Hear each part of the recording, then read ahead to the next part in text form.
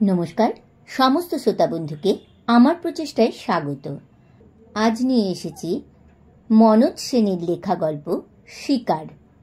গল্পটি ভালো লাগলে একটি লাইক করে দেবেন আর চ্যানেলটিকে সাবস্ক্রাইব করে পাশে থাকার অনুরোধ রইল।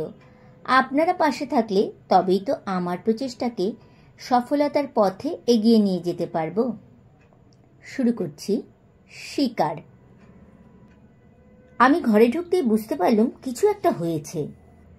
সবার মুখ থমথম করছে, বড়বাবুর তো বিশেষ করে। কি হলো রে বাবা, আমি কি কোনো অপরাধ করলুম? এমন জরুরি তলব, আর এখানে এসে এই অবস্থা। দরজার পাশেই কার্তিক দাঁড়িয়েছিল। জিজ্ঞেস করলুম, কি হয়েছে রেখে তো? কার্তিক বলল, বড়বাবু ডেকেছে, যা বলবার উনিই বলবেন। তারপর গলা চড়িয়ে বলল, বড়বাবু, বিদ্যাসাগর এসেছে। এখানে আমাকে সবাই বিদ্যাসাগর বলেই ডাকে, কারণ আমি অপরাধের মধ্যে এমএটা পাশ করে বসে আছি। বাকি সবাই তো নাম সই করতে গেলে 3টে কলম ভেঙে টেঙে একাকার করে, অবশ্য বড়বাবু ছাড়া। তার কথা আলাদা। দেবতা বলে যদি কেউ থাকে তো এই বড়বাবু। এর সঠিক নাম কি, কোথায় থাকেন তা আমরা কেউই জানি না, আমাদের জানবার কথাও নয়। তবে যেখানেই থাকুন সেটা যে স্বর্গ তাতে সন্দেহ নেই। দেবতাদের তো অসংখ্য নাম থাকে, এরও আছে। এসব নিয়ে মাথা আমরা ঘামাই নে, ঘামালে মাথাটা খোয়া যাবার সম্ভাবনাই বেশি। তবে এটুকু জানি, এরকম মানুষ ভূভারতে আর নেই।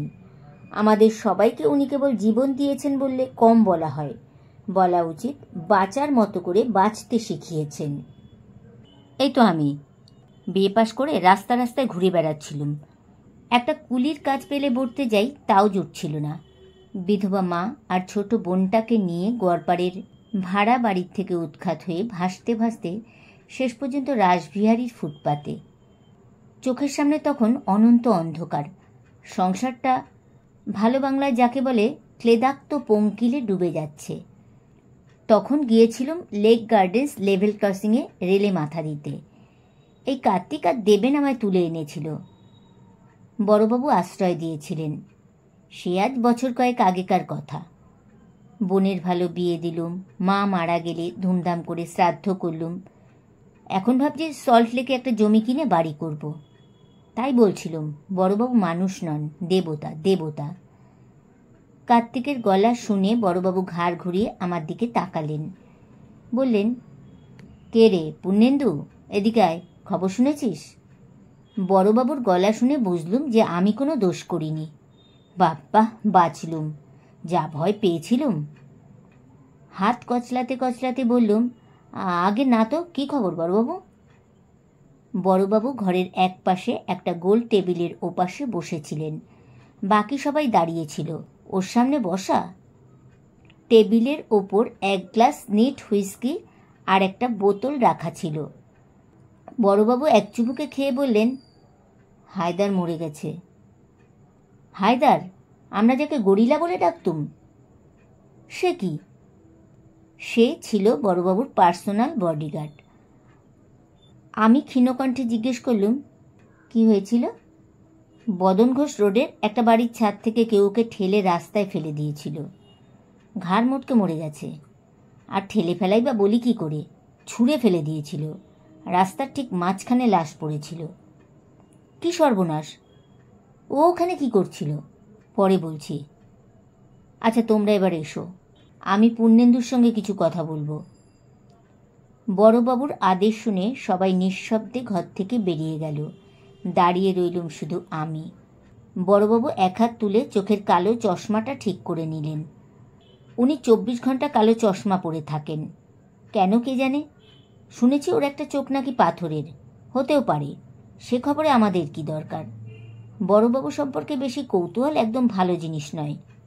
বড়বাবু বললেন, বদন ঘোষ রোড তুই চিনিস ভবানীপুরে? সে যাকগে, না চিনলে চিনিয়ে দেওয়া যাবে এখন। ওখানে রাজমোহন সিংহ রায়ের বাড়ি আছে, পুরনো দিনের জমিদারি বাড়ির মতন। বাড়ির ভেতরে মন্দির টন্দির আছে, রোজ পূজা আচ্চা হয়। হায়দারকে ওখানেই পাঠিয়েছিলুম। কি যে হলো, সে যাকগে, এবার কাজের কথা বলি, মন দিয়ে শুনবি। বদন ঘোষ রোডের বাড়িটাকে লোকে বলে রাজমোহনের রাজবাড়ি। রাজমোহনের বিহারে না কোথায় মস্ত জমিদারি ছিল। ভদ্রলোক প্রায় 100 বছর আগে এই বাড়িটা বানিয়েছিল। পরবর্তীকালে ওর ছেলেপুলেরা কলকাতাতেই থাকতেন, এখান থেকেই জমিদারি চালাতেন। প্রচুর পয়সা ছিল এক সময়, প্রচুর ফুর্তিফাত্তাও করে নিয়েছে। সে যাকে, ওসব কোনো কাজের কথা নয়। এখন এই বাড়ির মালিক একটা মেয়ে, তার নাম তিলোত্তমা রায়চৌধুরী। এ হচ্ছে এখন সিংহ রায়দের শেষ বংশধর। ওর ভাই রত্নাকর সিংহ রায় বছরখানেক হলো মারা গেছে। সে বিয়ে থা করেনি, ছেলেপুলে নেই, কাজেই এখন সব সম্পত্তির মালিকানা বর্তেছে এই তিলোত্তমার উপর। ওর বাবা রমাকান্ত অনেকদিন আগেই মারা গেছে। মেয়েটি বিধবা। বিয়ে হয়েছিল বছর 10 আগে কোনো এক রায়চৌধুরীর সঙ্গে। একটা বাচ্চা হয়েছিল, সেটা বছর 3 বয়সে মারা যায়। তার পরের বছর চৌধুরীও মারা যায়। তখন মেয়েটি বাপের বাড়ি চলে আসে। এখানে এসে কেবল পূজা আচ্চা ধর্মকর্ম নিয়েই আছে। এটা তা প্রায় গত 5 বছর ধরে চলছে। সিংহরায়দের টাকা পয়সা এখন আর তেমন কিছু নেই, ফোপরা হয়ে গেছে, কিন্তু ঠাট এখনো বজায় আছে। আর এটা চালিয়ে যাচ্ছে ওদের ম্যানেজার দুর্গাশঙ্কর উপাধ্যায়। নামে হিন্দুস্তানি, বাঙালি হয়ে গেছে। বুড়ো হারে বজ্জাত, ঘুঘু নাম্বার 1। ঘুষ খায় না, মেয়ে ছেলের লোভ নেই, মাল খায় না, একেবারে 3rd ক্লাস। আমি লোকটাকে বাজানোর জন্যে বছর 2 আগে জিতেনকে পাঠিয়েছিলুম। তুই তো জিতেনকে জানিস, কথা বলায় এক্সপার্ট। ইচ্ছে করলে আইনস্টাইনকেও বুঝিয়ে দিয়ে আসতে পারে যে সূর্য পশ্চিম দিকে ওঠে। সেই জিতেন মুখ খুলতে না খুলতেই সেই হারামজাদা বুড়ো একেবারে পুলিশে ফোন করে দিয়ে বসে আছে। জিতেন কোনো রকমের ওখান থেকে কেটে বেরিয়ে এসেছে। এখন তোর মনে প্রশ্ন ওঠা স্বাভাবিক যে সিংহরায়রা যদি ফোপরাই হয়ে গিয়ে থাকে, তাহলে ওদিকে আমার নজর কেন? তার কারণ আছে। ওদের একটা জিনিস আছে যেটা বলা যায় অমূল্য। সেটা ওদের গৃহদেবতার একটা বিষ্ণু মূর্তি। এই মূর্তিটা থাকে বাড়ির ভেতরে, কখনো বাইরে আসে না। বাইরের মন্দিরে যে বিষ্ণু মূর্তি, সেটা এই মূর্তিটার হুবহু নকল, কিন্তু নকলই। বাইরেরটা পাথরের, আসলটা অষ্টধাতুর। বাইরের মূর্তিটার যেসব গয়নাগাটি আছে সেগুলো সব ঝুটো। আসলটার যে কি তার বলে দিতে হয় না। তার চেয়েও বড় হচ্ছে মূর্তিটার বুকে একটা প্রকাণ্ড পদ্মরাগ মণি ফিট করা আছে। সেটাকে বলে কৌস্তবমণি। আমার নজর ওই মূর্তিটার দিকে। আখতারুজ্জামান এই খবরটা দিয়েছিল বছর 3 আগে। সেই সময় রত্নাকর সিংহ রায় নাকি গোপনে এক জার্মান সাহেবের সঙ্গে দর কষাকষি করছিল ওটা বেচে দেবার জন্য। সেটা আখতার জানতে পারে, তখন সে আমার কাছে আসে। আজ রত্নাকর বা আখতার কেউই বেঁচে নেই। আমি ছাড়া এটার খবর বোধহয় আর কেউ জানে না। তবে আমার বিশ্বাস মূর্তিটা বের করে দিতে পারলে ঘরে 20 লাখ টাকা উঠবে মিনিমাম। চেপে চুপে ধরতে পারলে 40 পর্যন্ত তো উঠতে পারেই। আমি হায়দারকে পাঠিয়েছিলাম মালটা ওঠানোর জন্য। ও বাড়ির একটা ঠিকে ঝিকে তুলে এনে কর্কাতেই ও বলে দিল মালটা কোথায় আছে। দোতলার ওপর কর্তামশায়ের ঘরে। সেখানে দেয়ালের মধ্যে গাঁথা সিন্দুকের মতো মন্দির। বন্ধ করলে সিন্দুক, খুললে মন্দির। সেখানেই গৃহদেবতার অবস্থান। তুই তো জানিস হায়দার ছিল কলকাতা কেন সারা দেশের 1 নম্বরের গব্বাবাজ, যাকে ইংরেজিতে বলে ক্যাট বাগলার। অত বড় শরীরটা নিয়ে কোনো বাড়ির খাড়া দেওয়াল বেয়ে টিকটিকির মতো উঠে যেতে পারত। 10 তলার ওপরে কার্নিশ বেয়ে হাঁটাচলা করত যেন ময়দানে হাওয়া খাচ্ছে।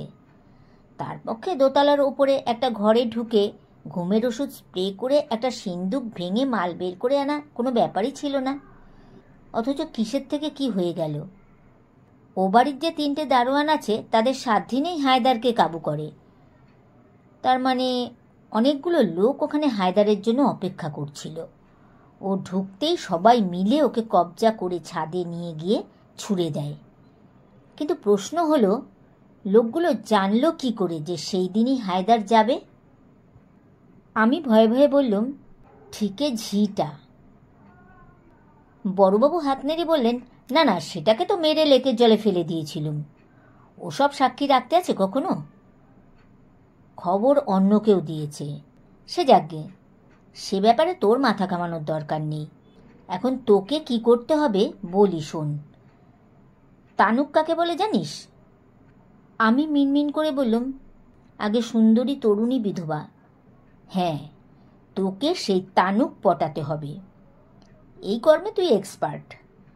যেখানে যতবার তোকে মেয়ে ছেলে জপাতে পাঠিয়েছি ততবার তুই সাকসেসফুল। তোর এই ফিল্ম স্টার মতো চেহারা আর সাহিত্য টাহিত্য নিয়ে কবি কবি কথাবার্তা যে এমন কাজে লাগবে কে ভেবেছিল? সে যাগে, এখন ওই তিলোত্তমাকে গাঁথা দরকার। কারণ কর্তামশাইয়ের ঘরে এখন তিলোত্তমা শোয় একা, আর ওই সিন্দুকের চাবি থাকে তিলোত্তমার আঁচলে। ওই ঘরে নানা জায়গায়, খাটের পাশে, টেবিলের নিচে, আলমারির কোণায়, সুইচবোর্ডের পেছনে অ্যালার্ম বেলের সুইচ রাখা আছে। 1 সেকেন্ড সময় পেলেও ওই সুইচ টিপে দেওয়া সম্ভব। কাজেই তিলোত্তমাকে একেবারে পেরে ফেলতে না পারলে চাবিটা হস্তগত করা কঠিন হবে। তাছাড়া আর একবার একটা গব্বাবাজ পাঠাবো, তারও উপায় নেই।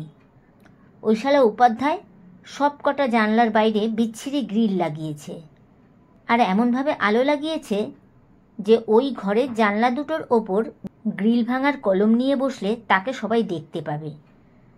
আসল কথা, চাবিটি পেতে হলে ঘরের ভেতরে ঢুকতে হবে এবং তিলোত্তমাকে অসহায় করে ফেলতে হবে। এখন এটাই হলো তোর টাস্ক। এবার বল, কোনো প্রশ্ন আছে? আমি বললুম, তিলোত্তমার বয়স কত? 27-28। কত বছর বয়সে বিয়ে হয়েছিল? 18 বছরে। স্বামী মারা যায় 22 বছরে। স্বামী কীরকম লোক ছিল? শুনেছি 1 নম্বরের দুশ্চরিত্র লোক ছিল। নেশা ভাঙ, মেয়ে মানুষ, সব দোষই ছিল। মূর্তিটা কত বড়? খুব বড় কিছু নয়, ফুটখানে উঁচু হবে। একাই নিয়ে বেরিয়ে আসতে পারবি। কতদিন সময় দেবেন? তা নে না, তুই যত সময় দরকার। আমার কোনো তাড়া নেই। আমি চুপ করে আছি দেখে বড়বাবু বললেন, ব্যাস, আর কোনো প্রশ্ন নেই? আমি মাথা নাড়লুম, বললুম, না। তুই একটা কথা খেয়াল করেছিস? এই মেয়েটা কিন্তু ভীষণ ভক্তিমতী, ধর্মপরায়ণ আর শুচিবাইগ্রস্ত। তাতে কিছু যায় আসে না, ওসব বাইরে স্নায়বিক বিকার, ভেতরে সব সমান। এতদিনে এটুকু জ্ঞান আমার হয়েছে যে দুনিয়ায় এমন মেয়ে নেই যে প্রলোভন প্রতিরোধ করতে পারে। কেউ হয়তো বেশি দিন আটকে রাখতে পারে, কেউ কম দিন, কিন্তু শেষ পর্যন্ত লোভের কাছে নিজেকে বিকিয়ে দিতেই হবে। বড়বাবু দুটো সোনা বাঁধানো দাঁত বের করে একটা নিঃশব্দ হাসি হাসতে হাসতে বললেন, পাজি ছেলে, যা তৈরি হতে শুরু কর। তৈরি হতে 1 মাস 4 সময় লাগলো। প্রথমে প্ল্যানটা ঠিক করা হলো। তিলোত্তমা দুঃখী মানুষ, কতটুকুই বা সুখের মুখ দেখেছে, অতএব আর একজন দুঃখী লোকের প্রতি তার সহানুভূতি চট করে জাগবে, এটাই স্বাভাবিক। এবার সেই সহানুভূতির রাস্তা ধরে তার কাছে এগোতে হবে। আস্তে আস্তে দুঃখী দুঃখীভাবে ভবিষ্যতের সুখের একটা আবছা ছবি আঁকতে আঁকতে ধীরে ধীরে সেই অলীক ছবিটাকে একটা সত্যিকারের রূপ দিতে হবে। অতএব প্রথমে চুল আর দাড়ি কাটা বন্ধ করে দেওয়া গেল। যখন সেগুলো বেশ বড় হয়ে উঠল তখন রোজ শ্যাম্পু করে যতদূর সম্ভব রুক্ষ রুক্ষ করে তোলা হলো। 1 মাস 2 খাওয়া দাওয়া প্রায় বন্ধ করে দেওয়া হলো। কাজ শুরু করার 2 দিন আগে কুমোর বাড়ির মাটি ঘষে ঘষে চুল দাড়ি এলোমেলো উস্কো খুস্কো করে ফেলা হলো। তারপর ছেঁড়া প্যান্ট আর ছেঁড়া শার্ট জোগাড় হলো। আমার চেহারা দেখে তো মল্লিকা হেসেই অস্থির। বললে, বাপরে বাপ, পারো তুমি! এমন পোশাক আর এই চেহারা নিয়ে কোথায় যে যাচ্ছ তুমিই জানো। সেসব তো আবার জিজ্ঞেস করা বারণ। তবে এতদিন ধরে যখন ঘষা মাজা চলছে তখন এবার বেশ বড়সড় কিছু হবে বলেই মনে হচ্ছে, কি গো, তাই না? আমি বললুম, বলেছি তো এসব কথা জিজ্ঞেস করা বারণ, তবে এইবার দাওটা যদি লাগে তবে তোমার কপাল খুলে যাবে, এই বলে দিলুম। বটে, কি হবে আমার? দিগঙ্গনা অ্যাপার্টমেন্টের 3 তলা ফ্ল্যাটটা তোমায় দিয়ে দেব। আমি চলে যাব সল্টলেকে। ও, এই কেন, পছন্দ হলো না? 1200 স্কোয়ার ফুট, 2টো বেডরুম। 2টো বেডরুম, তবে আর কি? কি হবে আমার 2টো বেডরুম দিয়ে? আচ্ছা, তুমি আমায় বিয়ে করতে পারো না? বিয়ে? তোমাকে? আমি? আমি সশব্দে হেসে ফেললুম। পাগল হয়েছ? ফিল্মে নামিয়ে দিয়েছি, ভালো খাচ্ছ দাচ্ছ, ব্যাস ওই পর্যন্ত। তার বেশি আর হাত বাড়িও না। মল্লিকা ধপ করে খাটের উপর বসে পড়ল। বলল, আমি জানতুম। আসলে তুমি একটা অমানুষ। তোমার বাইরেটা যেমন সুন্দর, ভেতরটা তেমনই কুৎসিত। আমি হাসতে হাসতে বললুম, তাহলে বিয়ে করতে চাও কেন? বিয়ে করলে তো ভেতর বাইর সব সমান। তখন সেটা সইতে পারবে? তার চেয়ে এখন বাইরেটা নিয়ে আছো, সেটা নিয়েই থাকো। কুৎসিত যেটা, সেটা ভেতরেই থাক। বড়বাবুর সঙ্গে গাড়ি করে গিয়ে রাজমোহন রাজবাড়ি দেখে এলুম। রাজবাড়ি কিছুই নয়, তবে বেশ বড়সড় বাড়ি। চারিদিকে 8 ফুট উঁচু পাঁচিল। পাঁচিলের মাঝখানে বর্ষার মতো দেখতে লোহার শিক লাগানো চওড়া গেট। গেটের পর মার্বেল পাথর বসানো উঠোন। তার এক পাশে মন্দির, অন্য পাশে বোধহয় অফিস ঘর। গেটের দুপাশে দারোয়ানের বসবার সিমেন্টের চেয়ার। ওপরে সিমেন্টের লাল সবুজ রং করা ছাতা। উঠোনের পেছনে টানা লম্বা দোতলা বাড়ি। সামনে কারুকার্য করা লোহার রেলিং বসানো বারান্দা, ওপরে সবুজ রং করা কাঠের ঝিলমিল। পেছনে সার দরজা। কটা ঘর বলা শক্ত। একতলায় বাড়ির মাঝখানে বারান্দায় ওঠার শ্বেতপাথরের সিঁড়ি। দোতলায় ওঠার সিঁড়িটা রাস্তা থেকে দেখা যায় না। বড়বাবু বললেন, গেটের ঠিক সামনে দোতলায় যে ঘরটা দেখছিস, ওটাই কর্তামশাইয়ের ঘর। তিলোত্তমা ওইখানেই শোয়। আর একতলার একদম ডান দিকের ঘরটা হারামজাদা উপাধ্যায়ের। আমি জিজ্ঞেস করলুম, হায়দারের লাশটা কোথায় পড়েছিল? এই যে যেখানে আমরা গাড়ি রেখেছি, ঠিক সেইখানে। ওই বাড়ির ছাদ থেকে হায়দারকে এত দূরে ছুঁড়ে ফেলেছিল? এ তো 10-12 জন তাগড়া লোকের কাজ। হ্যাঁ, তাই বটে। খবরটা যে কে ওগড়ালো, সে যাকগে, লোক লাগিয়েছি, 2-1 দিনের মধ্যেই বের করব। তুই তোর কাজ শুরু করে দে, এ নিয়ে ভাবিস নি। যত তাড়াতাড়ি পারিস তিলোত্তমাকে ওড়ানোর চেষ্টা কর। বলে বড়বাবু 2টো সোনা বাঁধানো দাঁত বের করে নিঃশব্দে হাসতে লাগলেন। সারা রাত ফুটপাতে শুয়ে রইলুম। ভোরবেলা একটা রোগা পটকা দারোয়ান গেট খুলে দিল। তখন দেখি 2-4 জন বুড়ো বুড়ি ফুলটুল হাতে ভেতরে যাচ্ছে। আমিও তাদের সঙ্গে সঙ্গে ভেতরে ঢুকলুম, মাথা নিচু করে। মন্দিরটা দেখলুম খুব বড় নয়, আর নেহাত ছোটও নয়। মূল বিগ্রহের ঘরের সামনে একটা বড়সড় চৌকো বারান্দা আছে, শ্বেতপাথরে মোড়া। তার 4 কোণে 4টে কারুকার্য করা থামের ওপর একটা ছাদও আছে। আমি সিঁড়ি বেয়ে সেই বারান্দায় উঠে একটা থামে ঠেসন দিয়ে মাটিতে বসে উদাস দৃষ্টিতে বিগ্রহের দিকে চেয়ে রইলুম। আর কোনো দিকে তাকালুম না। কে এলো কে গেল সেদিকে কোনো খেয়াল নেই। পুরুতমশাই পুজো করলেন, কী সব জল টল ছেটালেন, ভক্তরা প্রসাদ নিল। আমি কিন্তু বসেই রইলুম। সন্ধ্যাবেলা দারোয়ান এসে আমাকে বাইরে চলে যেতে বলল। আমি বেরিয়ে গেলুম। প্রথম দিন কেউ আমাকে লক্ষ্যই করল না। দ্বিতীয় দিন লক্ষ্য করলেন পুরুতমশাই। টের পেলুম পুজো করছেন, ঘুরছেন ফিরছেন, আর বারবার আমার দিকে তাকাচ্ছেন। আমার কিন্তু কোনো দিকে খেয়াল নেই, দৃষ্টি বিগ্রহের দিকে। তৃতীয় দিন বিকেলবেলা পুরুতমশাই আমার সামনে এসে বসলেন। নানা প্রশ্ন, আমি কে, কোথায় থাকি, এখানে বসে আছি কেন, ইত্যাদি। আমি কোনোটারই জবাব দিলুম না। শেষে মুখ করুণ সুরে শুধু বললুম, আমি এখানে বসে থাকলে যদি আপনার কোনো অসুবিধা না হয়, তাহলে বসে থাকতে দিন। আমার কথা শুনে পুরুতমশাই অত্যন্ত লজ্জিত হলেন। চতুর্থ দিন দুপুরবেলা একটি দারোয়ান এসে আমার সামনে দাঁড়ালো। বলল, আমার সঙ্গে আসুন, ম্যানেজারবাবু ডাকছেন। আমি দীর্ঘ নিঃশ্বাস ফেলে উঠে কম্পিত পদে উঠোন পার হয়ে অফিস ঘরে ঢুকলুম। দুর্গাশঙ্কর উপাধ্যায়কে দেখে মনে হলো ম্যানেজার না হয়ে সংস্কৃতের পণ্ডিত হলে মানাতো ভালো। ফর্সা টকটকে রং, পাকা ভুরু, পাকা গোপ, মাথার সামনে কটি পাকা চুলের ঘেরা প্রকাণ্ড টাক, পরনে সাদা পাঞ্জাবি আর ধুতি। অফিস ঘরের এক পাশে একটি অতি প্রাচীন টেবিলের উল্টো দিকে এক অতি প্রাচীন চেয়ারে পিঠ সোজা করে বসেছিলেন। প্রশ্ন করলেন, তুমি বাঙালি? আমি নিঃশব্দে ওপরে নিচে মাথা নাড়লুম। তুমি রোজ এখানে এসে বসে থাকো কেন? কে তুমি? কি চাও?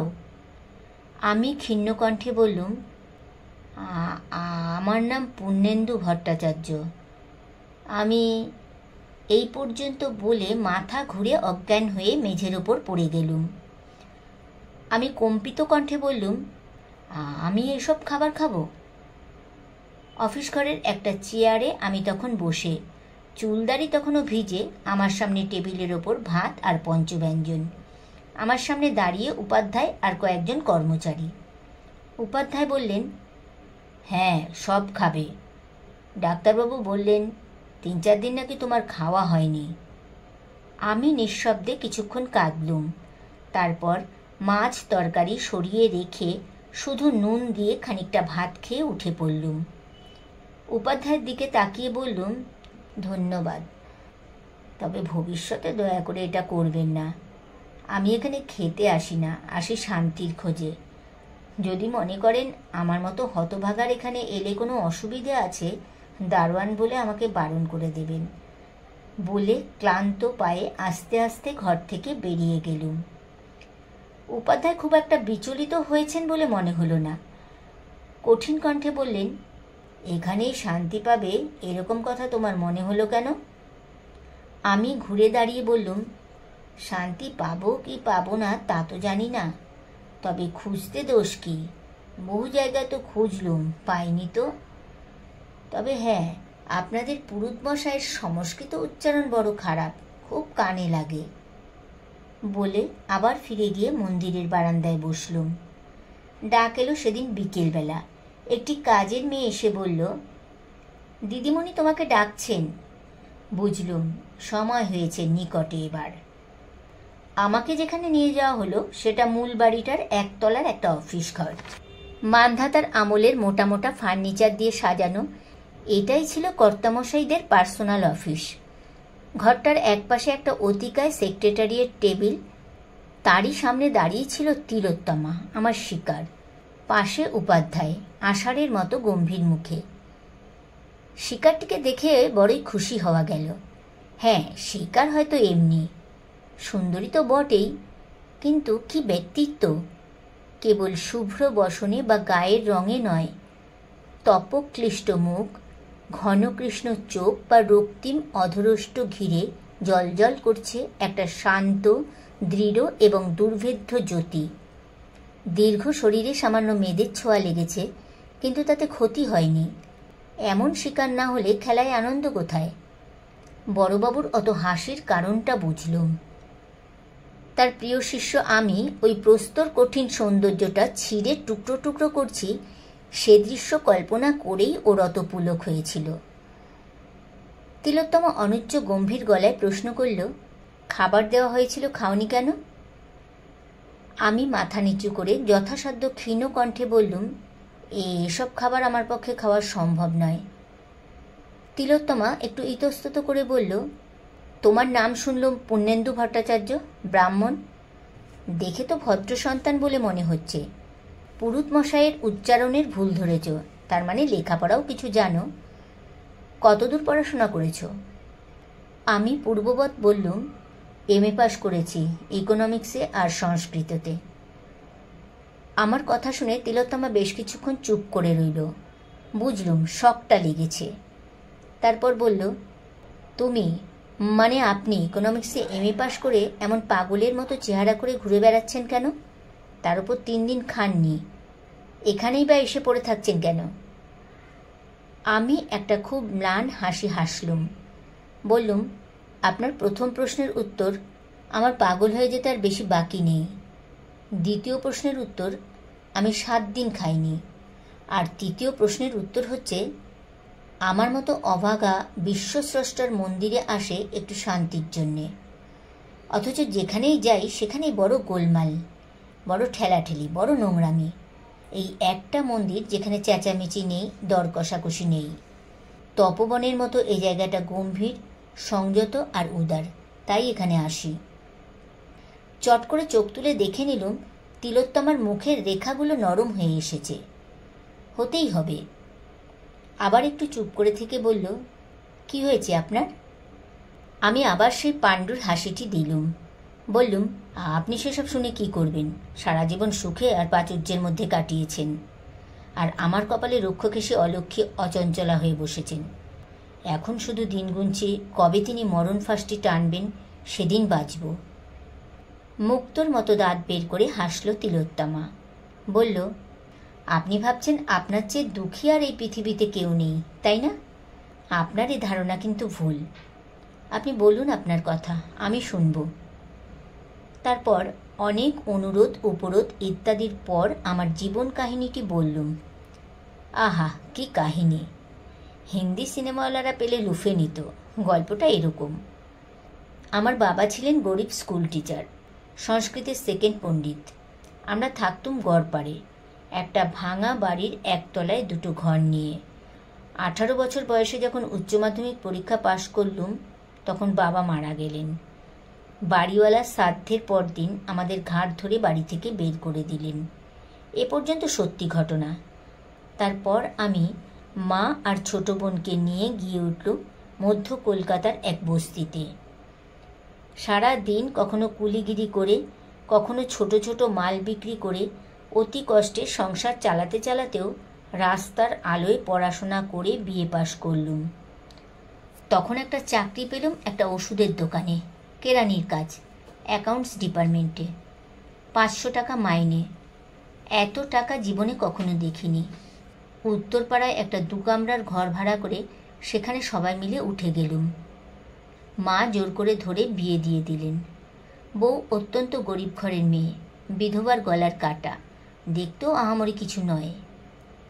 তারপর কয়েকটা মাস কাটল স্বপ্নের মতো। সুখ আর আনন্দ যেন উপচে পড়তে লাগলো। আমার ভাগ্যলক্ষ্মী আড়ালে হাসলেন। আঘাতটা এলো হঠাৎ। আমাদের কারখানায় একদিন সন্ধ্যাবেলায় ডাকাত পড়ল। আমাদের অ্যাকাউন্টেন্ট খুন হলেন। 3 লাখ টাকা লুট হলো। পুলিশ এসে আমাকে অ্যারেস্ট করে নিয়ে গেল। আমার অপরাধ, আমি তখন পাশের ঘরে ওভারটাইম করছিলাম। মামলা শুরু হলো। পুলিশ প্রমাণ করলো যে আমি ডাকাত দলের গুপ্তচর। আমার 8 বছর জেল হয়ে গেল। আমি জেল থেকে প্রাইভেট পরীক্ষা দিয়ে সংস্কৃত আর ইকোনমিক্সে MA পাশ করলুম। ভালো ব্যবহারের জন্য আমার 2 বছরের সাজা মুকুব হলো। ছাড়া পেলুম দিন 10 আগে। উত্তরপাড়ায় গিয়ে শুনলুম আমার মা না খেতে পেয়ে রক্তবমি করে মরে গেছে। 18 বছরের বোনটা গলায় দড়ি দিয়ে আত্মহত্যা করেছে। আমার একটা ছেলে হয়েছিল। সে 5 বছর বয়সে রাস্তায় খেলতে গিয়ে লরির তলায় চাপা পড়ে। তখন আমার স্ত্রী বদ্ধ উন্মাদ অবস্থায় বাড়ি থেকে বেরিয়ে যায়। 2 দিন বাদে গঙ্গায় তার মৃতদেহ ভাসতে দেখা যায়। ফলে আজ আমি এই পৃথিবীতে সম্পূর্ণ একা, অসহ্য যন্ত্রণার স্মৃতি বুকে নিয়ে মৃত্যুর অপেক্ষা করছি। আমার জীবন শেষ হয়ে গিয়েছে। এহেন গল্প শুনলে চোখে জল আসবে না? পৃথিবীতে এরকম মেয়ে বোধহয় কেউ নেই। তিলোত্তমারও তাই হলো। কেবল উপাধ্যায়ের ভাবলেশহীন মুখ দেখে মনে হলো না যে তার কিছুমাত্র মানসিক বিকার ঘটেছে। সজল কণ্ঠে তিলোত্তমা বলল, আপনার ধারণা জীবন শেষ হয়ে গেছে, তাই না? না, জীবন শেষ হয় না। প্রত্যেক দিন সকালে আমাদের নতুন জীবনের শুরু হয়। আপনারও হয় এবং হবে। জ্যাঠামশাই, মন্দির ট্রাস্টের একটা পোস্ট তো খালি আছে। পূর্ণেন্দুবাবুকে ওই কাজটা দিন না। উনি চাকরিও করবেন, মন্দিরের দেখাশোনাও করবেন। উপাধ্যায় কঠিন গলায় বললেন, অজ্ঞাত কুলসীয়স্য ব্যাসদেয়ং ন কস্যচিৎ। অজ্ঞাত কুলশীল ব্যক্তিকে কখনো আশ্রয় দেবে না। তারপর আমি কথাটা শেষ করে দিলুম। জেলখাটা আসামি, আশ্রয় তো দূরস্থান, তার মুখ দর্শনও পাপ। দিদিমণি, আপনার চাকরি আপনারই থাক। আর ওর যদি আপত্তি থাকে তাহলে কাল থেকে আমাকে আর দেখতেও পাবেন না। কেবল আপনার কাছে 2টো সহানুভূতির কথা শুনে গেলুম। এই স্মৃতিটি মৃত্যু পর্যন্ত থাকবে। এবার তাহলে অনুমতি দিন। না, দাঁড়ান, বলল তিলোত্তমা, যাবেন না। জ্যাঠামশাই, ওর যদি কোনো অসৎ উদ্দেশ্য থাকতো তাহলে জেলখাটার অংশটুকু তো না বললেই পারতেন, তাই না? আর অজ্ঞাত কুলশীল হবেন কেন? ওর গড়পাড়ের ঠিকানা আর অফিসের ঠিকানার খোঁজ নিয়ে দেখুন যে উনি যা যা বলছেন তার মধ্যে কোনো ফাঁকি আছে কিনা। যাক, বাঁচা গেল। গড়পাড়ের ঠিকানায় তো কোনো অসুবিধে নেই। আশা করি জয়গোপাল মেডিসিন ম্যানুফ্যাকচারিং ওয়ার্কসের প্রকাশ মহাজন আর অতুল সারদানা সব কিছু ঠিকই বলবে। আসলে ফ্যাক্টরিটা বড়বাবুরই। হেরোইন আর কোকেনের বড়ি তৈরি করার গোপন জায়গা। আমার বাসস্থান ঠিক হলো উপাধ্যায়ের ঘরের পাশে। আমি স্নান করে দাড়ি কামিয়ে একটা হাত কাটা গেঞ্জি আর পাজামা পরে খাটে শুয়েছিল খাওয়া দাওয়ার পর। 3 দিন উপবাসের পর ভোজনটি মন্দ হলো না। হঠাৎ দুজনের পায়ের আওয়াজ শুনলুম। তাড়াতাড়ি একটা সঞ্চয়িতা খুলে মুখের সামনে ধরলুম। গভীর মনোযোগ। দরজা খোলাই ছিল। পর্দা সরিয়ে প্রথমে ঘরে ঢুকলেন উপাধ্যায়, তার পেছনে তিলোত্তমা। আমি যেন হঠাৎ টের পেলুম, এরকম ভাব করে বইটা তক্তাপোষের ওপর ফেলে তাড়াতাড়ি উঠে দাঁড়ালুম। তিলোত্তমা এক নজরে বইটা দেখল, তারপর আমার দিকে তাকালো। এক মুহূর্তের জন্য হলেও ওর চোখ দুটো বিস্ফোরিত হয়ে উঠল। সে চোখে বিস্ময় এবং আরও একটা কিছু। বিকেলবেলার নোংরা ছেঁড়া জামা কাপড় পরা উস্কো খুস্কো চুলদাড়িওয়ালা পাগলের মতো চেহারার লোকটির ভেতর থেকে যে এরকম একটা কিছু বেরিয়ে আসতে পারে সেটা সে ভাবতে পারেনি, সে বিষয়ে সন্দেহ নেই। আমাদের দুজনের চোখ সেই এক মুহূর্তের জন্য আটকে গেল। তারপরই চোখ নামিয়ে তিলোত্তমা জিজ্ঞেস করল, আপনার কোনো অসুবিধে হচ্ছে না তো? আমি যেন ওর গলায় একটা অতি ক্ষীণ কম্পন শুনতে পেলুম। আমি প্রবল বিনয়ের সঙ্গে বললুম, না না দিদিমণি, কিচ্ছু না। উপাধ্যায় মশাই ভাড়ার থেকে জামা কাপড় দিয়েছেন, খাওয়াও খুব ভালো হয়েছে। আমি কাল থেকে কাজ শুরু করব। ভালো বলে হঠাৎ ঘুরে তিলোত্তমা ঘর থেকে বেরিয়ে গেল। পেছনে পেছনে আষাঢ়ের মতো মুখ করে গেলেন উপাধ্যায়। পায়ের শব্দ শুনে বুঝলুম দুজনে গিয়ে ঢুকলেন পাশের ঘরে। দেওয়ালে কান লাগিয়ে শুনলুম তিলোত্তমা বলছে, আপনি মিছিমিছি ভয় পাচ্ছেন জ্যাঠামশাই। আমি তো লোকটির কোনো বদমতলব দেখতে পাচ্ছি না। যা হোক, আপনি খোঁজখবর তো নিন। তাছাড়া ভুলে যাচ্ছেন কেন যে আমার কোনো বিপদ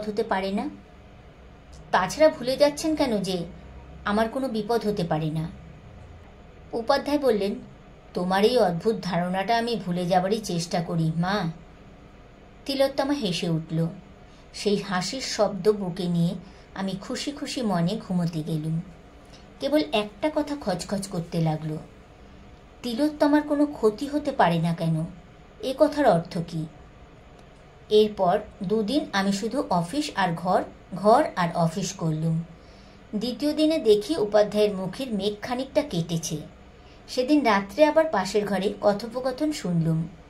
উপাধ্যায় বলছিলেন, ছেলেটি সত্য কথাই বলেছে মা, তবু বলবো, আমাদের সাবধানে থাকা দরকার। জেলে কত রকম লোকের সংস্পর্শে এসেছে তার তো কোনো ঠিক নেই। তিলোত্তমা আবার হেসে উঠল, বলল, সীতার অগ্নি পরীক্ষার মতো কোনো ব্যাপার করবেন নাকি? কি জানেন জ্যাঠামশাই, যারা আমাদের সহানুভূতি আর সমবেদনা পেলে সুস্থ সুন্দর মানুষ হয়ে উঠতে পারত, তাদেরই আমরা ঘৃণা করে দূরে সরিয়ে দিই। তারা বেঁচে মরে থাকে। কিন্তু শুধু সহানুভূতি আর সমবেদনায় তো আমার কাজ চলবে না, ডাইরেক্ট অ্যাকশন চাই। এই 2 দিনে সেই প্ল্যানটা ঠিক করে নেওয়া গেল। তিলোত্তমার প্রত্যহিক জীবনযাত্রার একটা সময়সূচি বের করে ফেললুম। দেখলুম সে খুব ভোরে ওঠে। সূর্য ওঠার একটু পরে সে স্নান করে নিচে নেমে আসে। আমাদের ঘরের পেছনে একটা বেশ বড় ফুলের বাগান আছে, সেখানে কিছুক্ষণ বেড়ায়, ফুল তোলে। পুরুতমশাই এলে যায় মন্দিরে। গেট খোলার আগে পুজো করে ফিরে আসে, তারপর ওপরে চলে যায়। কাগজপত্র সই করানোর জন্য উপাধ্যায় ওপরে যায়। আর কারোর ওপরে যাবার অধিকার নেই। শুনলুম সারাদিন তিলোত্তমা নাকি হয় পূজা আর্চা করে, নয়তো লাইব্রেরি ঘরে বসে পড়াশোনা করে। উপাধ্যায়ের আদেশে রাত 9টার মধ্যে আমাদের শুয়ে পড়তে হয়, কিন্তু দেখছি অনেক রাতেও তিলোত্তমার ঘরে আলো জ্বলে। সকাল থেকে শুরু করা গেল প্ল্যানের প্রথম পর্ব। 3-4 দিন বাদে একদিন ভোরবেলা সিন্ধু ভৈরবীতে বাঁধা একটা মীরার ভজন গাইতে শুরু করলুম। জানালার পর্দাটা সামান্য ফাঁক করে রাখলুম তিলোত্তমার ওপরে গানের এফেক্টটা কি হয় দেখার জন্য। আমার গলা ভালো। বড়বাবুর কৃপায় ওস্তাদ বাদল মিয়ার কাছে রীতিমতো তালিম নিয়েছি। দেখলুম গান শুরু হতেই তিলোত্তমা একবার এদিক একবার ওদিক তাকিয়ে দেখে নিল গানটা কোত্থেকে আসছে। তারপর যেন ওর বেরোনোর একটা ছন্দপতন ঘটল। একটু ইতস্তত ঘুরল, দু একটা ফুল গাছের সামনে দাঁড়ালো, তারপর একটা বকুল গাছের নিচে একটা বেদির ওপর মাথা নিচু করে বসে পড়ল। স্থির অকম্পিত দেহে আমার গান শুনতে লাগলো। আর দেখলুম ওর এমনিতে ফ্যাকাশে মুখে যেন রঙের ছোঁয়া লেগেছে, কান দুটো লাল হয়ে উঠেছে। একটু বাদে একটি কাজের মেয়ে এসে কি যেন বলল, বোধহয় বলল যে পুরুতমশাই অপেক্ষা করছে। তখন সে তাড়াতাড়ি উঠে ফুলের সাজিতে যেমন তেমন কতগুলো ফুল তুলে তাড়াতাড়ি বাগান ছেড়ে চলে গেল। আমি অবশ্য গানটা চালিয়েই গেলুম তারপরেও বেশ কিছুক্ষণ ধরে। বুঝলুম ওষুধ ধরতে শুরু করেছে। এরপর 4-5 দিন এই গান চলল। কখনো আহির ভৈরব, কখনো ললিত, কখনো বা বিভাস। রোজই সেই এক দৃশ্য, বকুল গাছের নিচে শ্বেতপাথরের মূর্তির মতো তিলোত্তমা। ভাগ্যিস রোজ এই সময় উপাধ্যায় গঙ্গা স্নানে যান, তিনি থাকলে কি যে হতো কে জানে। এরপর প্ল্যানের দ্বিতীয় পর্ব, দূরত্বটা সরিয়ে দিয়ে কাছাকাছি আসার প্রচেষ্টা। মালিদের সঙ্গে কথা বলাই ছিল। একদিন কাক ভোরে উপাধ্যায় গঙ্গা স্নানে বেরিয়ে যাওয়ার সঙ্গে সঙ্গে আমি একটা খাকি শর্ট পরে খালি গায়ে একটা কোদাল কাঁধে বাগানে বেরিয়ে গেলুম আর মাটি কোপানো শুরু করলুম। যখন সূর্য উঠল ততক্ষণে আমার সর্বাঙ্গ ঘামে ভিজে চকচক করছে, সব কটা মাসলস অবলীলায় খেলে বেড়াচ্ছে। তিলোত্তমার আসার পথের দিকে পেছন করে আমি এক মনে মাটি কোপাতে লাগলুম। একটু বাদে শুকনো পাতার ওপর লঘু পায়ের শব্দ আর দামি সাবানের মৃদু সুবাসে বুঝতে পারলুম যে সে এসে পেছনে দাঁড়িয়েছে। কয়েকটি রুদ্ধশ্বাস মুহূর্ত, তারপরেই আমি যেন হঠাৎ টের পেয়ে ঘুরে দাঁড়ালুম। দেখলুম ফুলের সাজি হাতে বিস্ফোরিত চোখে তিলোত্তমা আমার দিকে চেয়ে দাঁড়িয়ে আছে। একটা ক্ষুদিত বাঘিনীর মতো তার রক্তিম মুখ, নিষ্পলক দু চোখে চকচক করছে লোলুপ দৃষ্টি। আমি খুব অল্প সময় সেই দৃশ্যটা উপভোগ করে বললুম, আরে দিদিমণি, আপনি কখন এলেন? দেখিনি তো। আমার প্রশ্নের জবাব পেলুম না। তিলোত্তমা চটকা ভেঙে একটু কাঁপা কাঁপা গলায় বলল, এ কি, এ আপনি কি করছেন? মালিরা নেই? আমি আমার খ্যাতনামা রমণীমোহন হাসিটি হেসে বললুম, থাকবে না কেন, তবে ওদের আসতে একটু দেরি আছে, আমি ওদের কাজটা একটু এগিয়ে রাখছি। এতে স্বাস্থ্যও ভালো থাকবে, মনও ভালো থাকবে। জানেন, জেলে থাকবার সময় আমি বাগান করা শিখি। আমি শান্তশিষ্ট হয়ে থাকতুম বলে বোধহয় ওরা আমাকে কঠিন কাজে না দিয়ে বাগানের কাজ দিয়েছিল। আজ আমি এই কাজে কিন্তু এক্সপার্ট। আপনি জেলের কথা ভাবেন কেন? ও কথাটা ভুলে যান। মনে করুন ও জীবনটা ফেলে এসেছেন চিরকালের জন্য। মন ভালো করতে বই পড়েন না কেন? ভালো বই পাবো কোথায়? এদিকে ধারে কাছে কোথাও লাইব্রেরি আছে বলে তো জানি না। লাইব্রেরি আছে, এ বাড়িতেই আছে, আমার ঠাকুরদার আর বাবার কালেকশন। আমার পুজো হয়ে গেলে ওপরে যাব যখন, তখন আসবেন, আপনাকে দেখিয়ে দেব। আপনি যত খুশি বই ওখান থেকে নিয়ে পড়ুন, কিন্তু এসব কাজ করবেন না। আপনি বারণ করলে কখনো করব না দিদিমণি, তবে আমার যে বাগান করতে খুব ভালো লাগে। বেশ, তাহলে করুন। আর শুনুন, আমাকে দিদিমণি বলে ডাকবেন না, উত্তমাদি বলে ডাকবেন। আচ্ছা উত্তমাদি, তাই হবে। সেদিন সারাদিন আমি ওপরে যাবার কোনো চেষ্টাই করলুম না। বিকেলের দিকে নামলো তুমুল বৃষ্টি। কালিদাস বলেছেন, মেঘ দেখলে যিনি সুখী ব্যক্তি তিনিও উদাস হয়ে পড়েন। কথাটা দেখলাম সত্যি। হঠাৎ উপাধ্যায় মশাইয়ের কী যে হলো, আমাকে ডেকে বলল, এই যে পূর্ণেন্দু, শুনলুম তুমি নাকি খুব ভালো গান গাও, তা একটা বর্ষার গান শোনাও না। আমি তৎক্ষণাৎ রাজি। বারান্দায় বসে ধরলুম মিয়াকি মালাহার, পুরো খেয়াল। চোখ বুজে গান গাইছিলুম। মাঝে একবার চট করে চোখ তুলে দেখে নিলুম সামনের উঠানের দোতলার দরজায় আলো এসে পড়েছে, আর তার মধ্যে রেলিং ধরে দাঁড়িয়ে থাকা একটি নারী মূর্তির ছায়া। আর দেখার দরকার ছিল না, তৎক্ষণাৎ চোখ বন্ধ করে ফেলুম। সে রাত্রে খুব তাড়াতাড়ি দোতলার আলো নিভে গেল। তার পরদিন দেখি উপাধ্যায়ের মুড খুব ভালো, হেসে ছাড়া কথাই বলছে না। অফিসের বাকি দুজন কেরানিকে আমার গানের খুব প্রশংসা করলেন। এর মধ্যে বিকেলবেলা তিলোত্তমার কাজের মেয়েটি অফিস ঘরে এসে আমাকে বলল, তোমাকে দিদিমণি ডাকছেন গো, এখনই একবার ওপরে যাও। আমি উঠে দাঁড়ালুম। তৎক্ষণাৎ ঘরের মধ্যে বজ্র নির্ঘোষ শুনলুম, দাঁড়াও, আমিও তোমার সঙ্গে যাব। তাকিয়ে দেখি উপাধ্যায়ের মুখ আবার আষাঢ়ে মেঘ, তবে এবারেরটা আরও ঘন। আমরা দুজনে একসঙ্গে দোতলায় উঠলুম। দেখি লম্বা বারান্দার এক প্রান্তে একটা দরজার সামনে তিলোত্তমা দাঁড়িয়ে রয়েছে। আমাকে দেখে কুন্দদন্ত বিকশিত করে বলল, এ কি জ্যাঠামশাই, আপনাকেও ডেকে নিয়ে এলো নাকি? আষাঢ়ের মেঘের ভেতর থেকে গুরুগম্ভীর স্বর বেরোলো, না, আমি নিজেই এসেছি। আপনার কোনো দরকার নেই জ্যাঠামশাই, আপনি নিচে যান। আমি পূর্ণেন্দুবাবুকে ওপরে ডেকেছি লাইব্রেরিটা দেখাবো বলে দরজাটা খুলে আমাকে বলল, আসুন। উপাধ্যায় আর এগুতে গিয়েও এগোলো না। একটা বাচ্চা ছেলের মতো রাগী আর অভিমানী মুখ করে এক জায়গায় দাঁড়িয়ে রইলেন। লাইব্রেরিটা সত্যিই দেখার মতো। তিলোত্তমা চঞ্চল পায়ে ঘুরে ঘুরে দেখাতে লাগলো।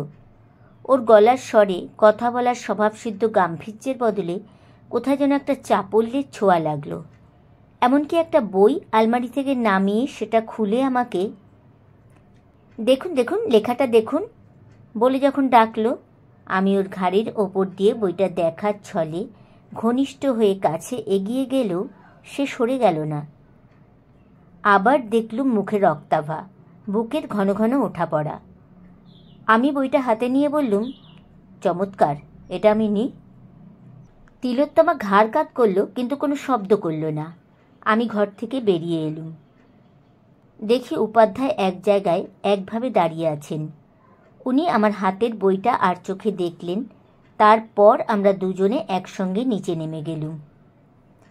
বড়বাবু ঠিকই বলেছিলেন, তিলোত্তমার মতো মেয়েকে ভাঙতে হলে 3 জায়গায় আঘাত আনা দরকার, শরীরে, মনে আর বুদ্ধিতে। সে কর্মটি বেশ সুচারুরূপে করা গেছে বলেই মনে হচ্ছে। ওই শুভ্র, কঠিন আর পবিত্র অভ্রংলীয় মূর্তিটা দিব্যি নড়বড়ে হয়ে এসেছে। এবার একটা ঠেলা দিলেই হুড়মুড় করে মুখ থুবড়ে পড়বে, তাতে সন্দেহ নেই। তবু আরও কিছু সংবাদ সংগ্রহ করা দরকার, সাবধানের মান নেই। সেই কারণে পরদিন সকালে বাগানে তিলোত্তমার পাশাপাশি হাঁটতে হাঁটতে জিজ্ঞেস করলুম, আপনি যে একেবারে একা দোতলায় থাকেন, আপনার ভয় করে না? তিলোত্তমা হেসে উঠল, বলল, ভয় করবে কেন, নিচেই তো আপনারা আছেন। তাছাড়া আমার মনে হয় ঘরের মধ্যে একটি কাজের মেয়েকে নিয়ে শোয়ার চেয়ে একা শোয়া অনেক বেশি নিরাপদ। তাহলেও একটা দারোয়ান যদি বারান্দায় শুয়ে থাকতো। কোনো দরকার নেই।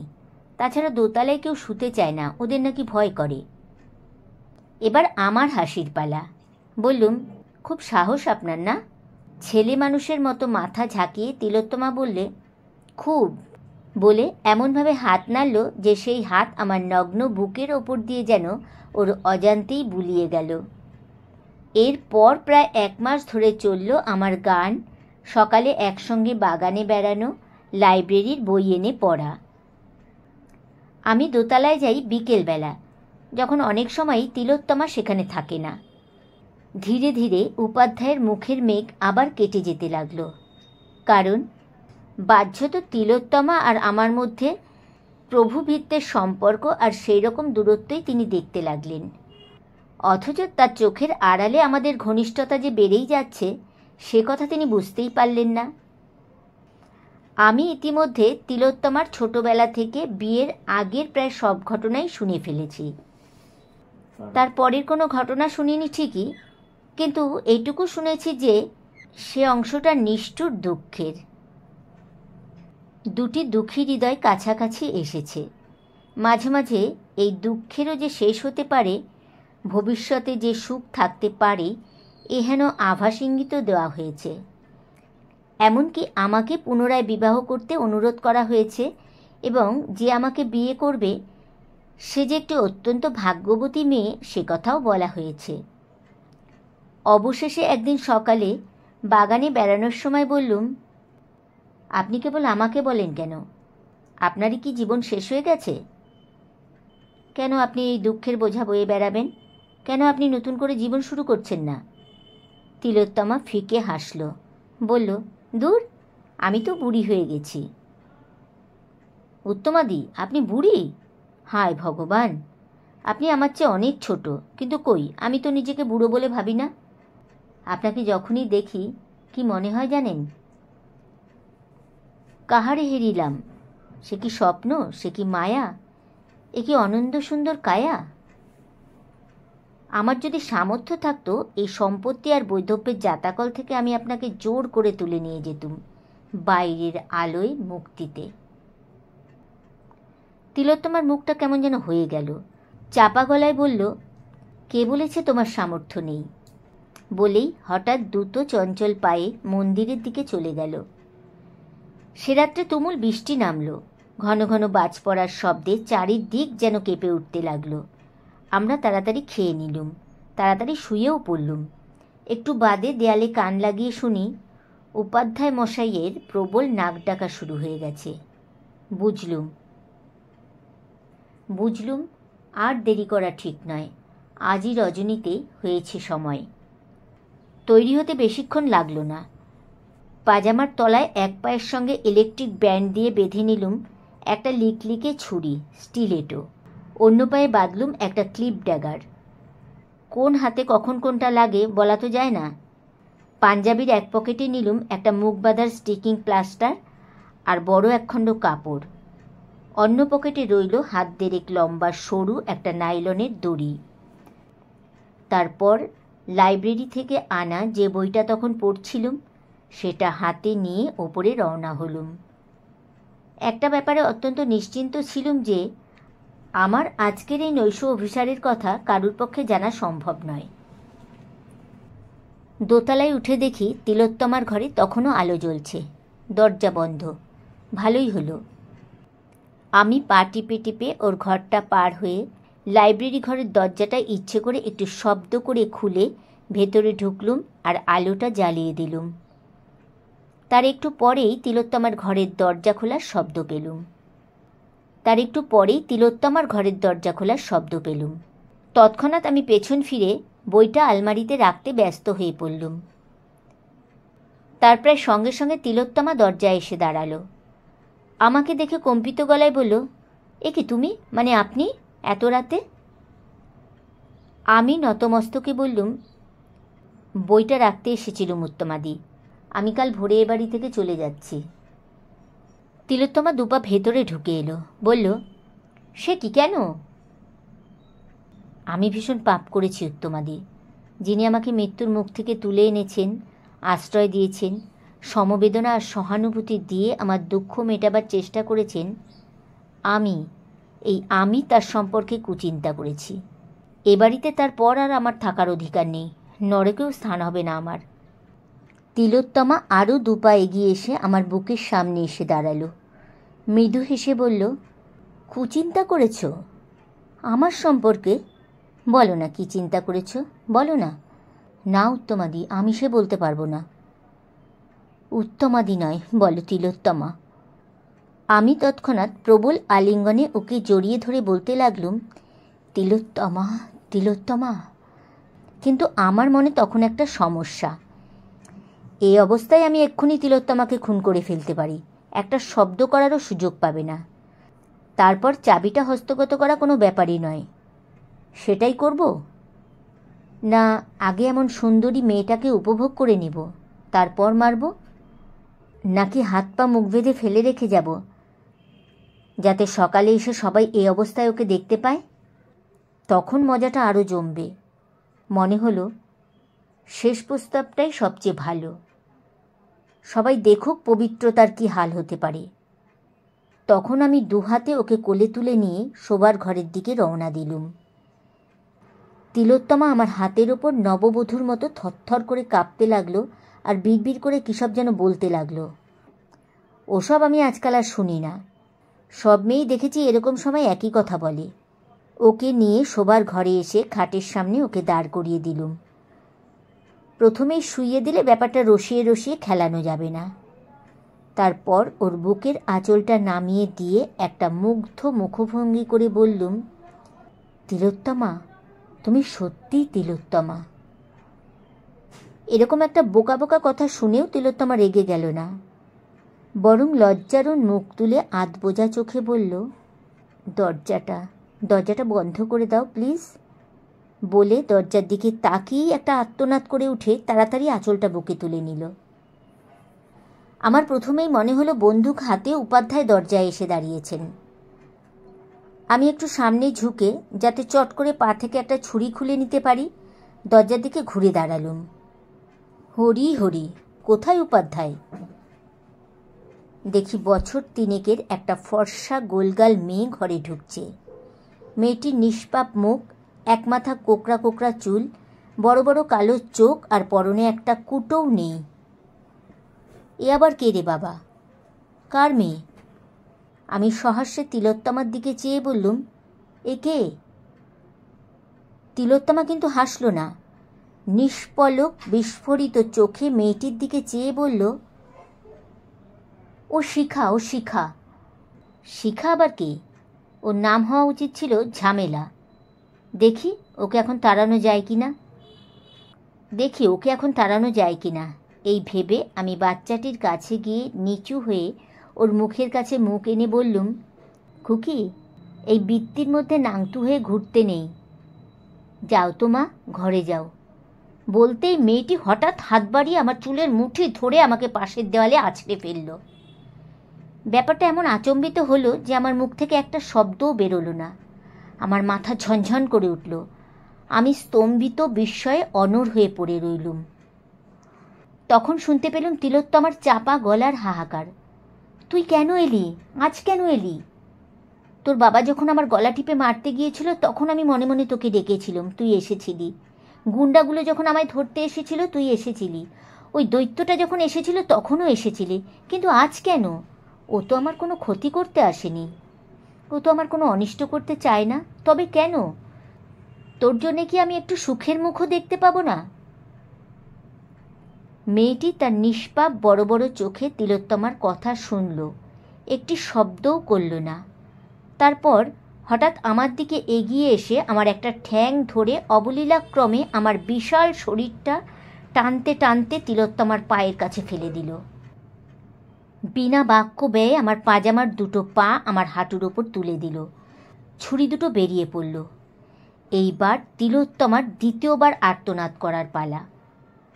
বাচ্চা মেয়েটা অতঃপর আমার পাঞ্জাবির দু পকেট থেকে অন্যান্য জিনিসপত্রগুলো বের করে তিলোত্তমার সামনে ফেলে দিল। তিলোত্তমা তখন একটা প্রবল কান্নায় খাটের ওপর ভেঙে পড়ল। আমি দেখলুম এটাই শেষ সুযোগ। কোনো রকমে একটু খাড়া হয়ে বসে বিদ্যুৎ বেগে স্টিলেটোটা টেনে নিয়ে বাচ্চাটার গলা লক্ষ্য করে চালালুম। সেটা যেন আগে থেকেই তার জানা ছিল।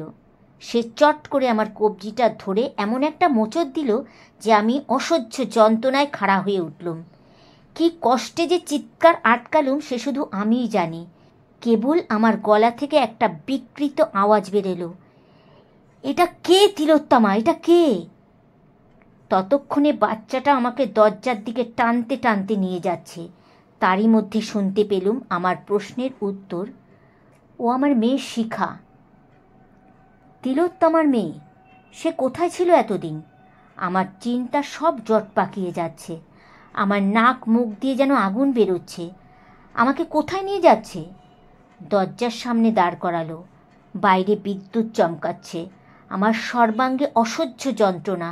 আমি পালাতে চাই, এখান থেকে পালাতে চাই। হঠাৎ আমার পেছনে একটা প্রচণ্ড আঘাত লাগলো। মনে হলো যেন 10টা ঘোড়ার লাথি একসঙ্গে এসে পড়ল। আমি ছিটকে বারান্দা দিয়ে শূন্যে এসে পড়লুম। আমার তপ্ত শরীরে ঠান্ডা বৃষ্টির ধারা অমৃত রসের মতো লাগলো। হঠাৎ মনে পড়ল তিলোত্তমার মেয়ে। বড়বাবু তো বলেছিলেন সে প্রায় 7 বছর আগে মরে গেছে। বড়বাবু তো মিথ্যে কথা বলেন না। বড়বাবু দেবতা। নিচের জলে ভেজা পিচের রাস্তাটা বিদ্যুৎ বেগে আমার দিকে উঠে আসছে। ওইখানেই হায়দার পড়েছিল না? আমিও সশব্দে ওইখানেই গিয়ে পড়লুম। মট করে আমার ঘাটটা ভেঙে গেল।